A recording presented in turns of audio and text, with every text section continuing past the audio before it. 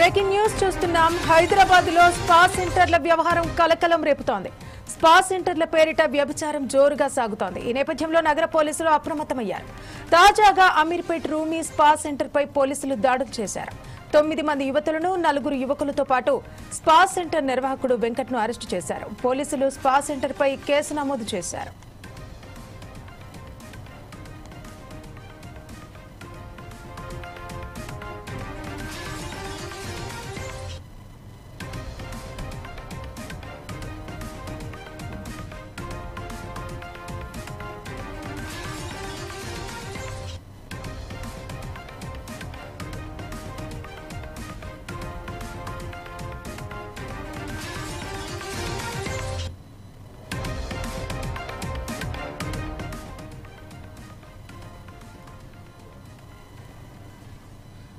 Okay, ఈ ఘటనకు సంబంధించి మా రిపోర్టర్ చందు మరిన్ని వివరాలు మనకు అందజేస్తారు. చందు, చెప్పండి, అంటే ఎన్ని ప్రభుత్వాలు వచ్చినా కూడా ఈ స్పా సెంటర్లలో అనేటివి అంటే రాను రాను అదొక వ్యభిచార గృహాల్లాగా మారిపోతున్నాయి. అసలు అక్కడ ఏం జరిగింది? అసలు అరెస్ట్ చేయడానికి గల కారణాలు ఏంటి? పోలీసులు అక్కడ ఏం గుర్తించారు? హైదరాబాద్ మహానగరంలో అయితే స్పా సెంటర్ల ఆగడాలు అయితే వెతివిరిపోతున్నాయి. రోజు రోజుకైతే వ్యభిచారం పెరిగిపోతుంది. ఈ స్పా సెంటర్లో అమ్మాయిలను అయితే ఇతర రాష్ట్రాల నుంచి తెప్పించి స్పా పేరుతో మసాజ్ పేర్లతో వ్యభిచారం అయితే చేయిస్తున్నారు. అదే కోణంలో ప్రతిరోజు పోలీసులు అయితే దాడి చేయడం అయితే జరుగుతుంది. నిత్యకృతంగా మారింది ఈ స్పా సెంటర్లపై దాడి చేయడము, వాళ్ళ అమ్మాయిలు దొరకడము, మళ్ళీ వాళ్ళు యథావిధంగా వ్యభిచారం అయితే నిర్వహిస్తున్నారు. ఇదే నేపథ్యంలో నిన్న అమీర్పేట్ రూబీ స్పా సెంటర్లపై పోలీసులు అయితే దాడి చేశారు. ఈ దాడిలో కొంతమంది అమ్మాయిలు అయితే దొరికారు. ఈ అమ్మాయిలను స్థానిక పోలీస్ స్టేషన్కి అయితే తరలించారు. అబ్బాయిలను కూడా అదేవిధంగా పట్టుకొని పోలీస్ స్టేషన్కి తరలించారు. ఇదే నేపథ్యంలో మనం చూస్తే గత 3 రోజుల కింద ఎల్బీ నగర్లో వైట్ హార్డ్ పబ్బులో కూడా కొంతమంది అమ్మాయిలు అశ్లీల నృత్యాలు చేస్తూ వికృత చేష్టలు చేస్తూ అబ్బాయిలను ఆకర్షించేందుకు అర్ధనగ్నంగా డాన్సులు చేస్తూ దొరికిన విషయం అయితే తెలిసినదే. ప్రతిరోజు హైదరాబాద్ మహానగరంలో సాయంత్రం అయిందంటే చాలు స్పా సెంటర్లో పబ్బులలో అమ్మాయిలను తెప్పించి నృత్యాలు చేయిస్తూ అర్ధనగ్న డాన్సులు చేపిస్తూ అయితే అబ్బాయిలను ఆకర్షిస్తున్నారు. ఈ స్పా సెంటర్లపై నిత్యం పోలీసులు దాడి చేసినా కూడా వీళ్ళ వ్యవహారం అయితే మారడం లేదు. అది ప్రతి హైదరాబాద్ నగరంలో చాలా చోట్ల అయితే స్పా సెంటర్లు నిర్వహిస్తున్నారు.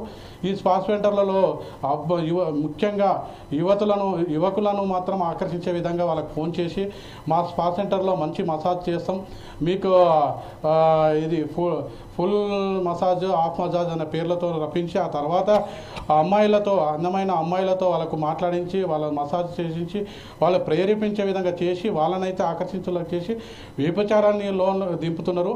ఈ వ్యభిచారాన్ని దింపిన నేపథ్యంలో యువత అయితే పాడవుతుంది, డబ్బులు వాళ్ళ జేబులో గుల్లవుతున్నాయి, కుటుంబాలు అయితే నాశనం అవుతున్నాయి. ఈ నేపథ్యంలో హైదరాబాద్లో సెంటర్లలో చాలా స్పా సెంటర్లో ఈ వ్యవహారం అయితే నడుస్తుంది. ఈ వ్యవహారానికి ముఖ్య కారకంగా స్పా సెంటర్లు నిర్వహించే యజమానులు అయితే ఎవరైతే ఉన్నారో మాకు కోర్టు ఆర్డర్ ఉందని చెప్పడం, ఆ కోర్టు ఆర్డర్ ఉండడంతో ఎవరైనా తనిఖీ చేసే అధికారం లేదంటూ చెప్పడంతో కొంతమంది అంటే పోలీసు వ్యవస్థ కూడా అందులోకి వెళ్ళి డైరెక్ట్ తనిఖీ చేసే విధంగా లేకపోవడంతో వారు కూడా కొంత వెనకడుగు అయితే ఇస్తున్నారు. టాస్క్ ఫోర్సులు కానీ ఎస్ఓటీస్ పోలీసులు వాళ్ళు కూడా వీళ్ళు తనిఖీలు చేయడం అయితే జరుగుతుంది. ఇది డెక్ ఆపరేషన్ చేస్తే కానీ వీళ్ళు అమ్మాయిలు ఉన్నారని చెప్పి కండోమ్స్ ద్వారా వీళ్ళను పట్టుకోవడం జరుగుతుంది. నిత్యం ఈ యజమానులు కూడా వీళ్ళు ఏం చేస్తున్న స్పా సెంటర్ నడిపించే యజమానులు అయితే అక్కడ ఉన్న లోకల్ కొంతమందిని మెయింటైన్ చేసుకుంటూ మామూలు ముట్ట చెప్పడం వల్ల కూడా ఈ స్పా సెంటర్లు అధికంగా నడుస్తున్నాయని చెప్పుకోవచ్చు.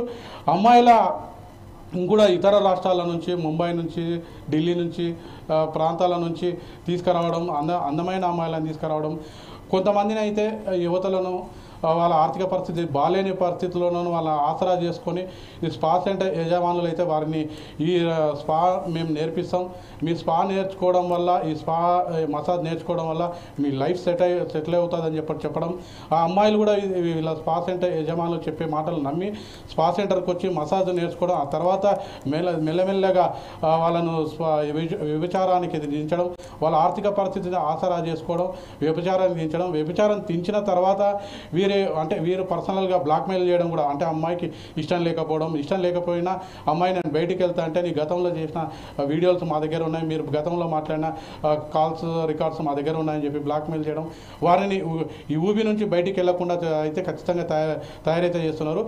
ప్రతి మా సెంటర్ చూసుకుంటే హైదరాబాద్ అమీర్పేట్ కావచ్చు, సికింద్రాబాద్ కావచ్చు, ఎల్బీ నగర్ కావచ్చు, జూబ్లీహిల్స్ కావచ్చు, బంజారాహిల్స్ కావచ్చు, ఇలా పలు ప్రాంతాలలో ముఖ్యమైన ఐటీ ప్రాంతాలలో అయితే ఈ స్పా సెంటర్ల వ్యభిచారం అయితే జరుగుతుంది. ఈ వ్యభిచారానికి ముఖ్యంగా పోలీసులు అయితే కట్టుదిట్టమైన వేపార్పు చేసి దీన్ని స్పా సెంటర్లో నడుస్తున్న వ్యభిచారాన్ని అయితే అడ్డుకట్టేయాల్సిన బాధ్యత అయితే పోలీసు వ్యవస్థ మీద అండ్ టాస్క్ ఫోర్స్ వ్యవస్థ మీద, గవర్నమెంట్ మీద కూడా ఉంది. గవర్నమెంట్ కూడా, ప్రభుత్వం కూడా దీని మీద ఖచ్చితంగా ఆలోచించాలి. ఎందుకంటే నేటి యువత, చదువుకున్న యువత, దేశ భవిష్యత్తును కాపాడే యువత ఈ స్పా సెంటర్లకు వెళ్ళి మసాజ్ అనే పేరుతో వెళ్ళి అక్కడ అమ్మాయిల ఊబిలో పడి వ్యభిచార గుహలో దొరకడం, ఆ తర్వాత ముఖం చూపించుకోలేక కొంతమంది సూసైడ్ అయితే చేసుకోవడం కూడా జరుగుతుంది. ఆర్థికంగా, మానసికంగా, విద్యాపరంగా ప్లస్ వాళ్ళ కుటుంబాలు రోడ్డు పైన పడుతున్నాయి, ఆత్మహత్య చేసుకున్న సందర్భాలు కూడా ఉంటున్నాయి. కాబట్టి ఈ స్పా సెంటర్లపై ఖచ్చితంగా ప్రభుత్వం ఒక చట్టం అయితే తీసుకొచ్చి పోలీసుకి ఫుల్ రైట్స్ ఇచ్చి ఈ స్పా సెంటర్లను అయితే మూసివేయాల్సింది, అంటే ఈ వ్యభిచారం ఏవైతే నడుపుతున్నారో వాటిని ఖచ్చితంగా మూసే విధంగా ప్రయత్నాలు అయితే చేపట్టాలి. స్రవంతి. ఓకే చందు, అంటే ఇప్పుడు పోలీసులు అక్కడికి వెళ్ళి చూసిన తర్వాత అక్కడ ఏమైనా ఎటువంటి రకమైన మత్తు పదార్థాలు కనుక దొరికాయా? అండ్ అంతేకాకుండా హైదరాబాద్లో ఉన్నటువంటి మిగతా స్పా సెంటర్లను కూడా తనిఖీ చేసే అవకాశం ఏమైనా ఉందా? పోలీసులు ఏమంటున్నారు?